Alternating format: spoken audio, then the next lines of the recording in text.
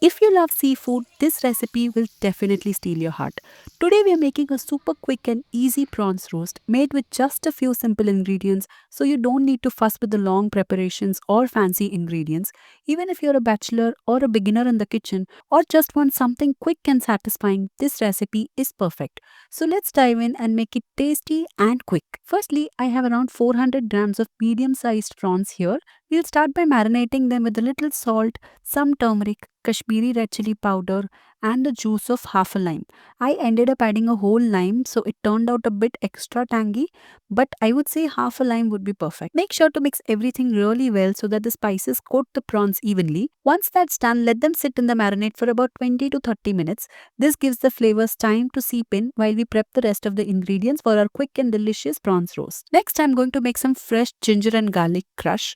I'll be doing it in a mixer jar, but you can also use a mortar and pestle to crush it nicely. I really recommend making it fresh because that fresh crush adds so much more flavor to the dish. It's a small step, but it makes a big difference in the taste. Having said that, if you are in a rush, then ginger garlic paste also works fine. Next, we'll move on to frying the prawns. Since I am a Mangalorean, I love using coconut oil because it gives that authentic coastal flavor, but you can always use any oil that you like. Heat the oil well and then carefully add the marinated prawns. Fry them for about 2 or 3 minutes until they're roughly 70 to 80% cooked. Because these are medium sized prawns, they cook very quickly, so keep an eye on them.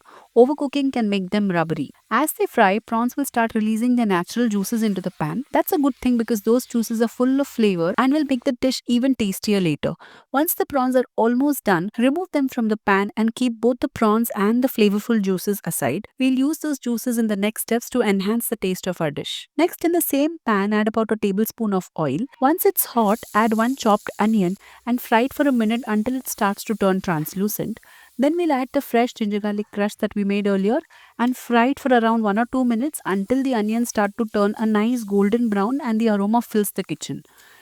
Now, when the onions are lightly browned, add one chopped tomato and fry it until it softens, which should take about a minute. At this stage, I'm adding about a teaspoon of Kashmiri red chili powder for color and a mild heat. You can also use some freshly ground black pepper if you have, or even a little bit of chicken masala if you like. To this, I'm also going to add about a teaspoon of garam masala powder for that warmth and that extra flavor. Next, pour in the reserved juices from the prawns and give everything a good mix. Cook this mixture until the tomatoes are completely soft. You'll know it's ready when the oil separates from the masala, which should take around 2 to 4 minutes. Cooking the masala till the oil separates from the masala is really important. When you see that the oil has separated from the masala, it's time to add the fried prawns back into the pan. If you prefer a slightly gravy like consistency, you can add in a little water at this stage. Otherwise, you can keep it dry. It's completely up to you. Check the salt and adjust according to your taste. Then cook everything together for another 5 minutes until the prawns are fully cooked and coated in that flavorful masala. To finish, you can garnish with fresh curry leaves or coriander leaves depending on your preference. And there you have it. A super simple, quick, and absolutely delicious prawns roast is ready to serve. This dish comes together in no time, yet it feels hearty and satisfying, making it perfect for a quick lunch, dinner, or whenever you're craving something very flavorful. Every bite is a burst of taste, and that aroma itself will make it hard for you to wait. If you like the recipe, don't forget to give it a try and let me know how it turned out. It's quick, simple, and full of flavor, so I'm sure it'll become one of your favorites. Share it with your friends and family, and I promise it'll disappear from the plate in no time. And if you enjoyed this video, make sure to like, comment, and subscribe for more easy and tasty recipes from my kitchen to yours. Happy cooking and see you in my next one.